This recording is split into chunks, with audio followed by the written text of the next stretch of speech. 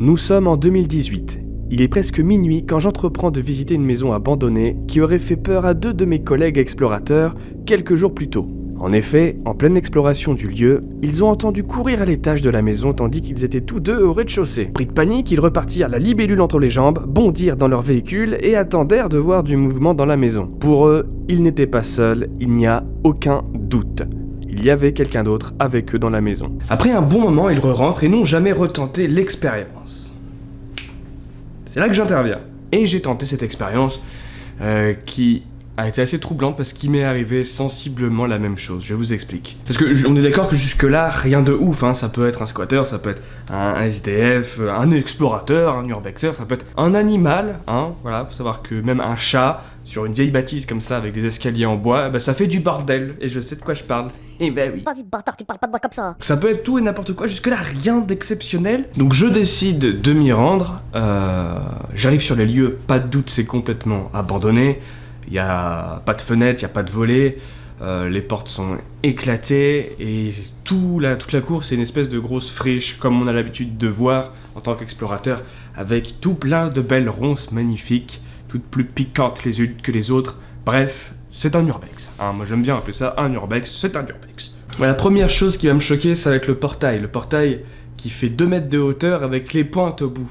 Et ça effectivement, escalader, faut être assez sûr de pas se louper. J'ai pas besoin de vous donner des détails de pourquoi. Donc la manœuvre prend un peu de temps, mais je parviens à le faire. Bon, le plus compliqué c'est le saut de 2 mètres hein, à faire après de l'autre côté, parce qu'il n'y a vraiment pas moyen de se rattraper, c'est directement au sol.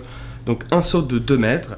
Là, cette fois-ci, je me suis pas cassé la cheville, hein, incroyable, ça. 20 cm, ça peut me péter un pied, mais 2 mètres de haut, non, ça va. 2 mètres, ça va, tranquille. Donc la cour est en friche, je me ferai un chemin vers la fenêtre inexistante, hein, donc juste le cadre de fenêtre qui est au plus proche. Je pense que c'est là que mes collègues, eux aussi, sont parvenus à rentrer. Quand, tout à coup, je vois une ombre qui se lève, qui se dresse vers moi et qui s'avance. Avec mon flash, voilà, j'éclaire la façade, donc j'éclaire aussi l'intérieur de la pièce, et il y a une ombre qui se lève et qui vient directement vers ma position.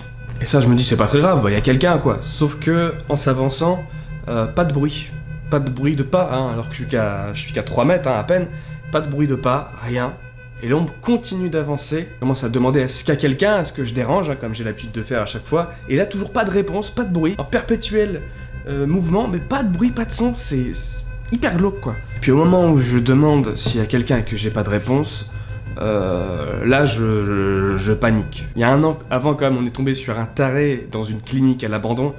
Voilà, ça s'est pas très bien passé, donc je suis encore dans un mood un peu fébrile par rapport à ça. Qui en réalité me fait le plus paniquer à ce moment-là, c'est qu'il y a toujours la clôture derrière moi en fait. Et je me sens piégé, pris en sandwich entre cette ombre, je sais pas du tout ce que c'est peut-être pas grand chose, mais il y a quelque chose, c'est bizarre, je comprends pas, et derrière moi, voilà, il y a quand même quelque chose qui va beaucoup me freiner si je veux partir. Je repars, moi aussi, la libellule entre les jambes, et ben voilà. Bizarrement, avec l'adrénaline, ça va beaucoup plus vite en sortant qu'en entrant. Hein. Là, ça a été assez expéditif. Je me rappelle même plus, pour être franc, je me rappelle même plus comment je me suis pris pour escalader la deuxième fois la clôture. C'était assez vite, en tout cas. Et moi, je me suis pas mis dans la voiture pour essayer de voir, etc. Je suis reparti. Voilà, je suis reparti. Voilà. J'étais encore assez fragile par rapport justement à ce que je disais avec la clinique. Les personnes qui sont dans cette situation, si vous le sentez pas, vous le sentez pas. Il n'y a aucune raison de se forcer. C'est pas bon pour la tête, ça. Non, c'est pas bon pour la tête.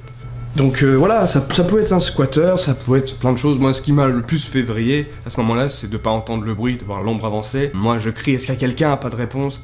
Voilà, c'est un mélange de tout ça. Dites-moi dans les commentaires ce que vous en pensez. Qu'est-ce que vous auriez fait, vous, si ça vous était arrivé? Je lui aurais bousillé la gueule, chef. C'est en 2018, là maintenant on est en 2020. Beaucoup d'eau qui a coulé sous les ponts, beaucoup de choses qui sont passées. J'ai beaucoup changé en 2 ans, j'ai une approche totalement différente. Et en plus de ça, je reprends les enquêtes cette année. C'est reparti, vous avez vu une enquête en décembre. Ce n'est que les prémices d'une nouvelle ère sur la chaîne L'Honneur. Il y a l'envie, il y a vraiment l'envie de décoter une réponse qui est là, derrière. Pas de faire du spectacle encore une fois, mais vraiment de trouver des réponses. Et dans ma tête, j'ai une petite liste qui s'est faite automatiquement. Et dans cette liste, il y a cette maison. On y était, on a fait du repérage de jour avec Coralie. Et on est tombé sur la fameuse maison. Regardez ça. C'est complètement mon lieu d'enquête, voilà. C'est le lieu d'enquête qui était prévu pour ce soir. On était en repérage. Voilà. Super. Belle ambiance. Et Coralie sur le chemin me dit ça a peut-être été racheté. Ah ouais, ça a été racheté, ouais. Ouais. Ça a été rasé même. Le pelleteuse, c'est toi qui fais que ta pelleteuse toi la nuit. Oui, bah oui. Oui, bah ça va. Ça m'apprendra. Vouloir trop attendre. Donc c'est un peu frustrant, on saura jamais du coup qui c'était, ce que c'était. Peut-être que même si la maison n'avait pas été rasée, on n'aurait pas eu de réponse. Mais voilà, j'avais un sentiment de non fini avec cette maison. Même un sentiment de non-commencement, hein. Ça s'arrête après la clôture. Pas ouf comme explo. Mais je voulais quand même vous parler de cette histoire-là. Ce qu'on a fait dans l'après-midi, c'est qu'on a continué à chercher justement dans ma petite liste, dans ma petite tête, il y a toujours cette liste. Et donc on a été à un autre lieu. Là, je vais pas trop vous spoiler, mais tout ce que je peux vous dire, c'est qu'on s'est rendu sur place. Le lieu, il est toujours propice pour une enquête. C'est une adresse qui a pas dû trop tourner et j'en suis content parce que du coup, il y a encore c'est une maison qui est en assez bon état. Voilà, je vous le dis, c'est une maison.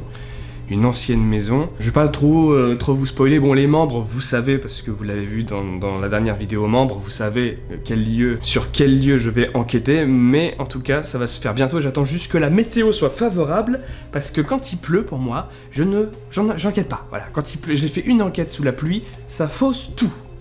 Quand il pleut, j'annule l'enquête, j'enquête pas. Sauf que là, il pleut toutes les nuits. Normalement, tournage prévu la semaine prochaine quand même, au vu de la météo. Et vous aurez l'enquête quand même assez vite. Enfin, je vais vraiment me focus dessus. Voilà, c'était pour vous donner des nouvelles, vous raconter cette petite histoire. Fini un petit peu en queue de poisson cette histoire, parce qu'on aurait bien aimé savoir ce qu'il y avait. Plein d'enquêtes vont voir le jour. J'ai hâte de les faire, vraiment hâte. Vraiment hâte aussi de vous rencontrer sur la route, parce que c'est une aventure aussi qui n'est pas terminée. Mais j'avoue qu'à ce moment-là, j'ai eu peur. Voilà, je peux le dire clairement, j'ai eu peur à ce moment-là.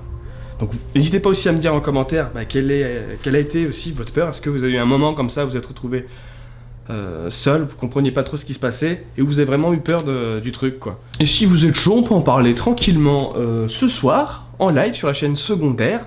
Le lien est en description de vidéo. Normalement vous connaissez maintenant cette chaîne.